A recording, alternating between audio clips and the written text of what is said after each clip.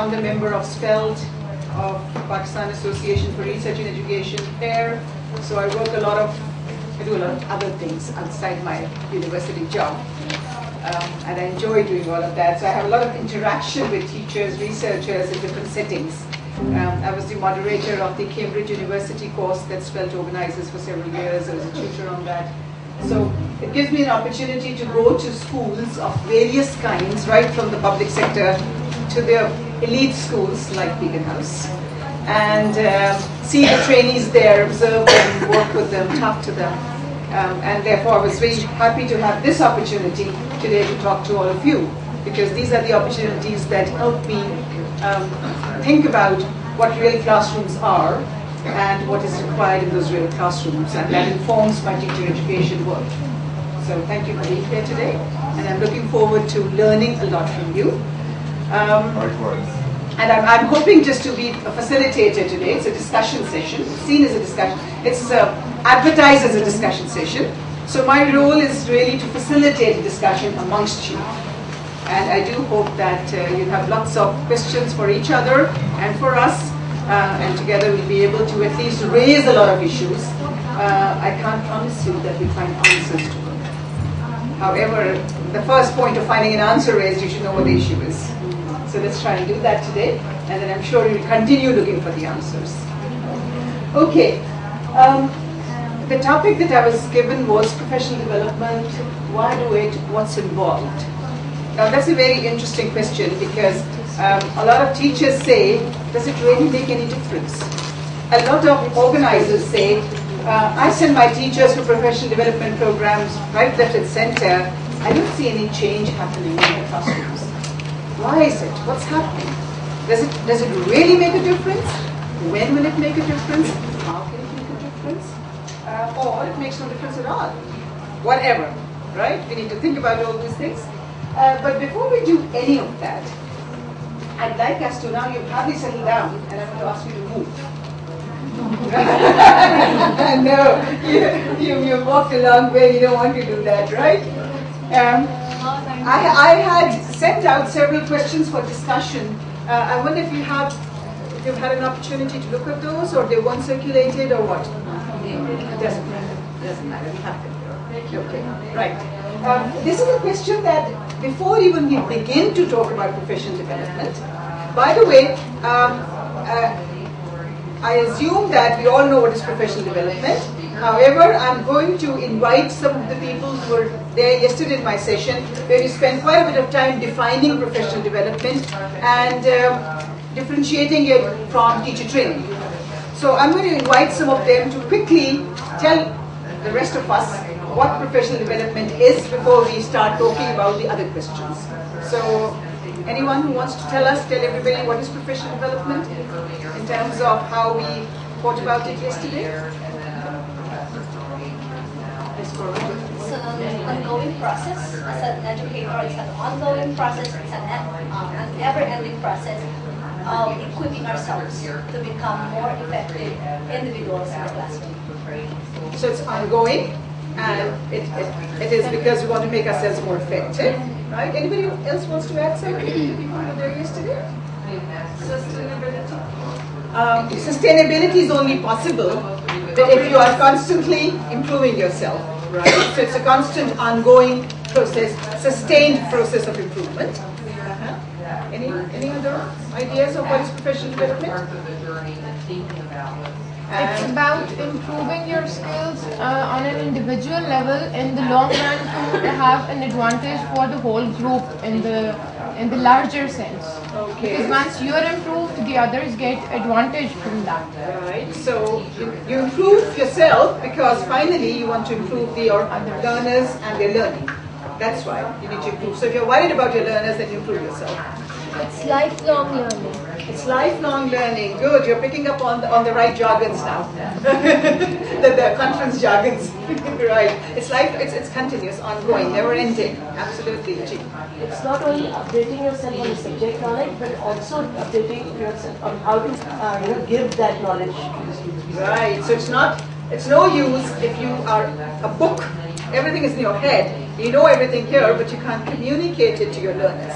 Because they don't sit and say, wow, she knows a lot, but then what has she given me? That would be the question. So you also need ways of communicating that knowledge to your learners, and in fact not just communicating that knowledge, but helping them to construct knowledge with you, co-construct knowledge with each other and with you, right? And how is it different from training? I'm going to ask you to give your same example as yesterday, if you don't mind. We had a very nice example yesterday about differentiating professional development and the word training. Yesterday you talk about a well-trained and a well-educated person, or a human being or an animal. I quote an example of training a lion who can, with the fear of a whip, can be easily trained to sit on a chair. But a person or a teacher has to be well educated to further educate them, or a well learned person. So training and learning, I thought they were two different things. Thank you. So you don't want to be like trained in a mechanical way to do certain well-specified tasks like sitting on a chair or jumping through a hoop or something, because then that is the only thing you can do. That's what you've been trained for. And we are talking about changing times, we are talking about changing environments, we are talking about changing learners. And if you're only trained to do X, Y, and Z, you'll never be able to meet the needs of the changing times. And therefore, we need you to be lifelong learners, ongoing, constant improvement. Yes? Teaching is all about making decisions. The person is only trained and decision making is not possible for that person, because all the time you have to make informed decisions. Absolutely, absolutely. And in order to make informed decisions, you have to think about so many things, the skills you require, which cannot be a result of training, because training is going from X to Y. That's it. Don't look right, don't look left. Go from X to Y. You know, we've got training, the military trainings. Chairperson, wishing to disagree. Wishing to disagree. Sure. I think we are mixing up training with taming. The example of the lion fits in with taming rather than training. So I would disagree. Sometimes training is used for taming. and it could actually be useful. I think the differentiation that he was making was a mechanical, where you're not allowed the opportunity to think and make decisions for yourself. Because a lion can't decide, once he's been trained, or it's been trained, to sit with cross legs, or sit this side of the chair, or that side of the chair. There's a very particular mechanical process that has been instilled into the person through whatever processes, repetition, etc., and it takes away the ability to make your own well-informed decisions. I really like that, well-informed decisions. Right? Decisions that are informed through your own understanding of the context. For me, training is something from the outside, and development, professional development comes from within.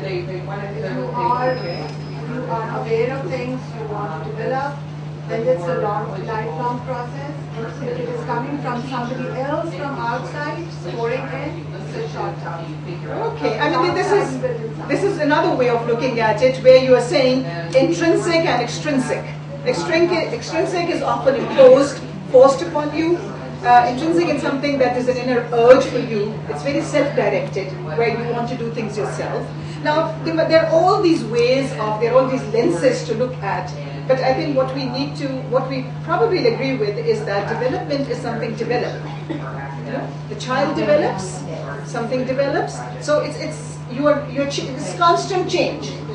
So today you will not be the same as when you came to the conference. You have developed professionally over the 2 days. And if you haven't learned from these experiences, and you haven't developed, then you'll have to worry about it. Beaconhouse has to worry about it a lot.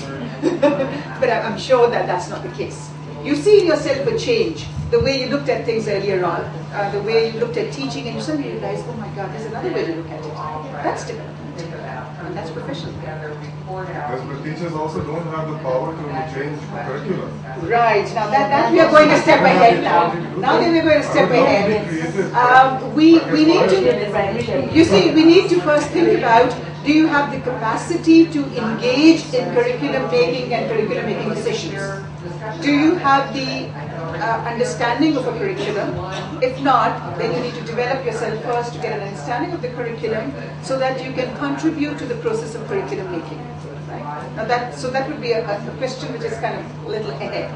I want to pull back from yesterday now and actually go back to very, very basic questions, because as I said, this is a discussion session and I'd like to hear from all of you about these things.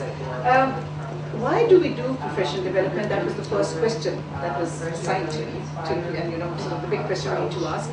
I'm going to take up that question now, and what is involved, we are going to end with that question. So I'll synthesize with that question at the end. Remind me that we need to do that. The first question, why professional development? Let's look at effective teachers. Who are effective teachers?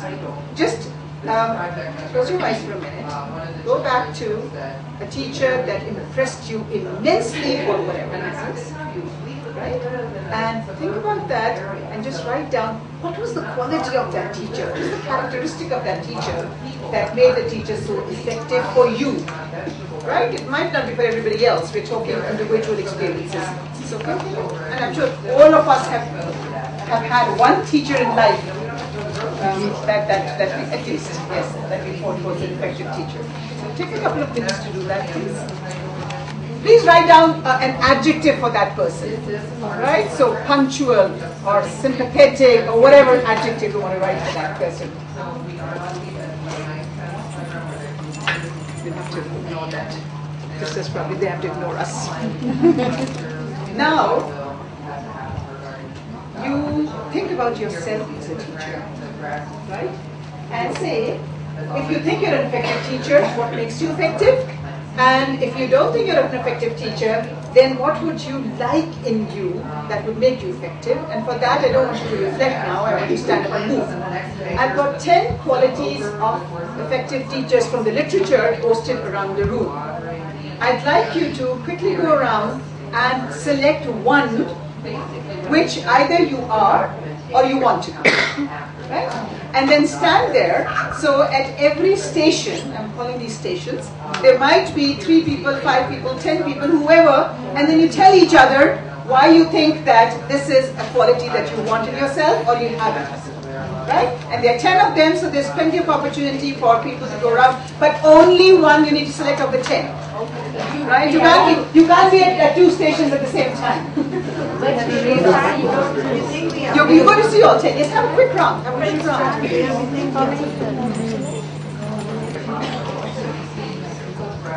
Okay. The first question is, did you write any adjective which you didn't see around? Because let's hear those and let's write them and then we put them around too, so we can keep adding to the list. Right? So can you tell us what it is? Approachable. Okay, that's one that we've got here. Outgoing. So we've got approachable. Are you going to describe for everyone then, please? Right? Just approachable, outgoing. ऐसे for example. Punctual. We've got 3 more. I